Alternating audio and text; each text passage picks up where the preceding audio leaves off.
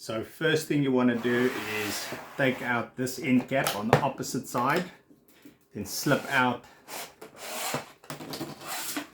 the cover. So there are two screws holding it in place.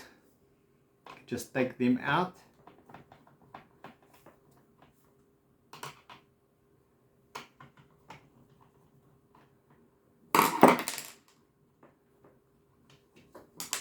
So now the mechanism is loose, but there are two little clips holding it in place, so it's a little hard to get it out.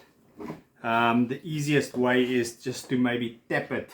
So you have to firmly hold on to the head box while you do this. Otherwise the whole head box will move away from the fabric. So you just give it a tap and it will come out. And hold on to the rod and pull out the mechanism. Then you put in the new mechanism and that should go in quite easily. Just give it a little bump and make sure the little holes line up with the existing holes. Put these screws back in.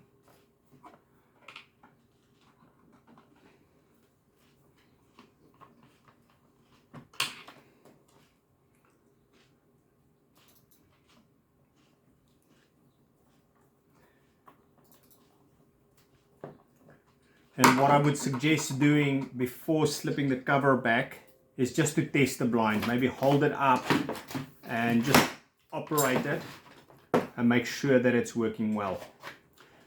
If you find the screws you can't see the screws, you might have to just tilt it a little bit to make the screws visible.